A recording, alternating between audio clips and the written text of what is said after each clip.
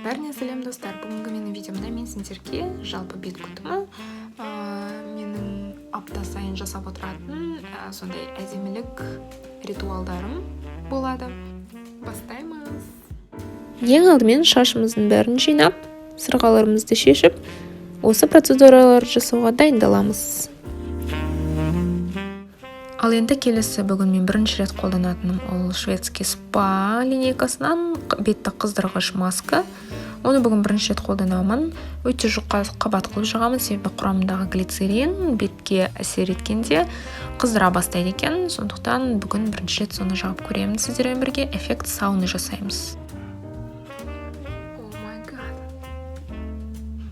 Мен прям бетті қайнатып жатқанын сезіп жатырмын.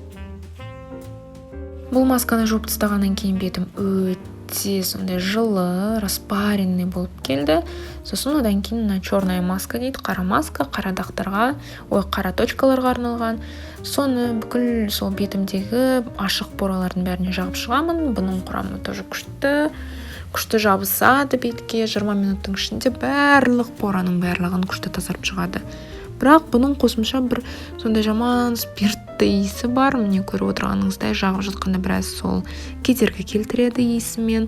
Бірақ в общем бұл маска жақсы тазартады, ылғалдандырады және балғындық әсерін береді. 20 минут өтті, маска бетімде қатып қалды. Міне қатқан кезде ол осындай жылтыр болып және қатты болып қалады.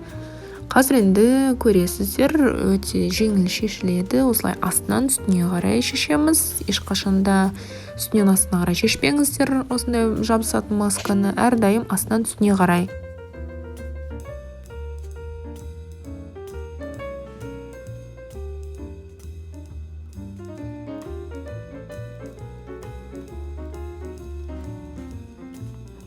Масканың қалдықтарын міндетті түрде ваннаға барып, сумен шайып шығамын. Сосын одан кейін міндетті түрде менің микро кішкентай бөлшектері бар. Сүт қышқылынан тұратын скрабымды қолданамын Novage-тан. Ол өте сондай кішкентай тастардың арқасында бет терісін өте жұмсақ қылып, сондай өте нәзік тазалап шығады. Бұл скрабтан кейін менің бетім әсіресе жұмсақ болып шығады.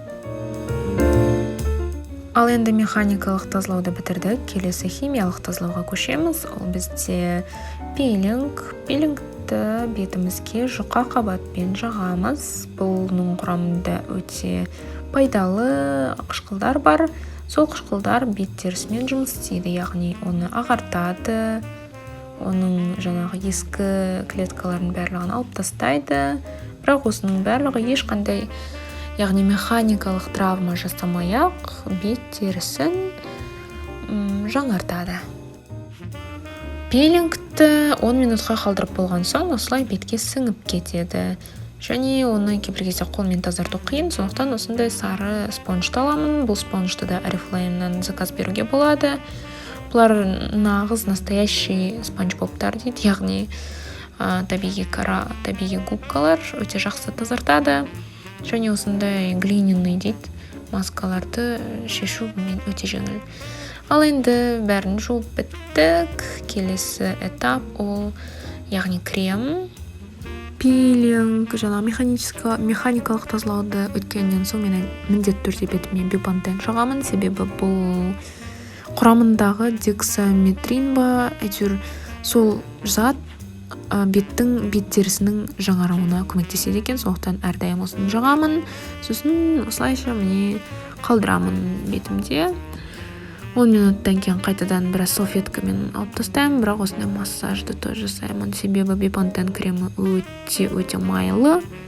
Осындай массаж жасауға ыңғайлы екен. Осылай жасаймын, міне сүйектеріммен мамасита көрсеткендей осылай күнделікті жасап шығамын. Күнделікті емес, әрдайым осындай процедураны жасаған кезде міндетті түрде массаж жасаймын.